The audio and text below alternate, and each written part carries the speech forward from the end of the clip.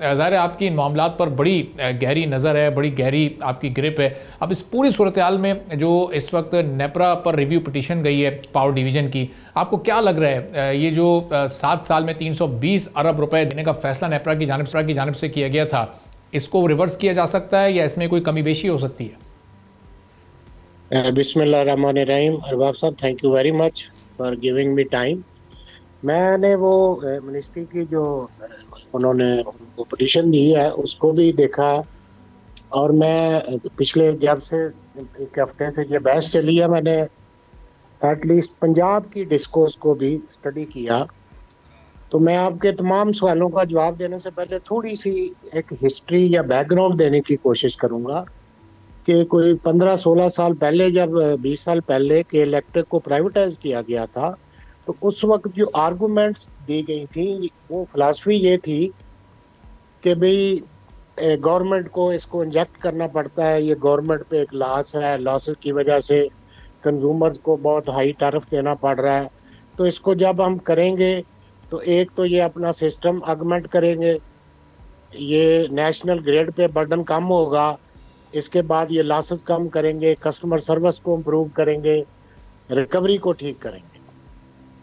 और no doubt मैं एक बिल्कुल प्रोफेशनल और टेक्निकल लैंग्वेज में बात करूंगा। प्राइवेटाइजेशन के कुछ साल बाद के इलेक्ट्रिक ने बहुत अच्छा काम किया। इनके लॉसेस 30 अबव थे, उनको ये नीचे लेके आए।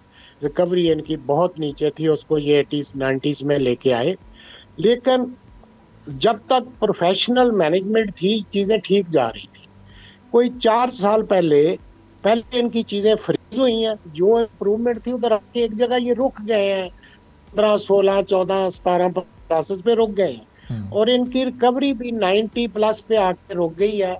दे कुड नेवर अचीव 100%, और बल्कि पिछले 2-3 साल में तो फिगर्स कुछ उल्टी रिवर्स हुई हैं रादर देन द इम्प्रूवमेंट।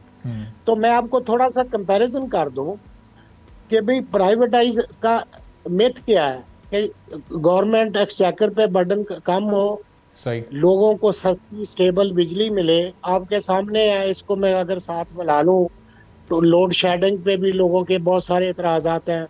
आप किसी कैटेगरी कस्टमर को देख लें, मीडिया को देख लें, किसी पॉलिटिकल पार्टी को ऑन बोर्ड ले लें, ऑनलाइन ले लें, किसी एक को नहीं, none of them is satisfied even with the stability and continuity of supply।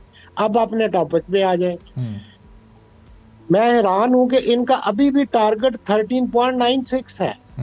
20 साल हो गए प्राइवेट हुए, और जिनको हम कह रहे हैं कि ये पब्लिक सेक्टर में सही परफॉर्म नहीं कर रहे, आईएसको का टारगेट नेपरा ने 7.4 के करीब दिया है, लेस्को का टारगेट 9.6 है।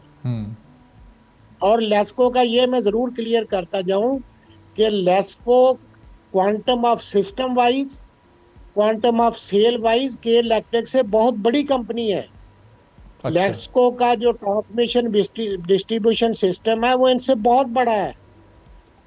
तो इनके फिगर तो उनको भी प्रॉपर मैच नहीं करते। मैपको को, जिसके 13 डिस्ट्रिक्ट हैं, जिसकी ज्यूरिसडिक्शन इतनी स्कैटर्ड और वास्ट है, तो इससे तो आजकल आपको ये भी अरबाब देखा होगा आपने कि गवर्नमेंट बहुत सीरियस है to privatize the further DISCOs, जिसमें गैपको, आईएसको और फेस्को टॉप पे है। तो आप इन तीनों की अगर फिगर्स ले लें, गैपको का लास्ट सिंगल डिजिट में है, एस्को का लास्ट सिंगल डिजिट में है, फेस्को का लास्ट सिंगल डिजिट में है। इन तीनों की रिकवरी 100% है। उनको नेपरा ने रिकवरी का टारगेट 100% दिया है, और इनको अगले 7 साल में भी 99, उसमें भी अभी 100 पूरा नहीं है। तो इससे तो हमारा जो नैरेटिव है प्राइवेटाइजेशन का वो भी डैमेज हो सकता है। पब्लिक एक क्वेश्चन करेगी कि भाई जो आपने पहले 20 साल की थी उसको तो एक रोल मॉडल होना चाहिए था बाकी के लिए। तो आप अगर अभी भी, ये मैंने फर्स्ट टाइम सुना कि एक प्राइवेट कंपनी का रिकवरी का लॉस जो है वो कस्टमर को पास ऑन कर दिया, तो फिर इसको प्राइवेटाइज किया क्यों था? सही। और अभी मजीद 7 साल उनको दे दिए हैं, 20 साल पहले गुजर गए हैं। तो इससे तो ये 3 कंपनियां अच्छी परफॉर्म कर रही हैं जिनको हम प्राइवेटाइज करने जा रहे हैं। सब्सक्राइब करें और बेल दबाएं ताकि कोई खबर रह न जाए।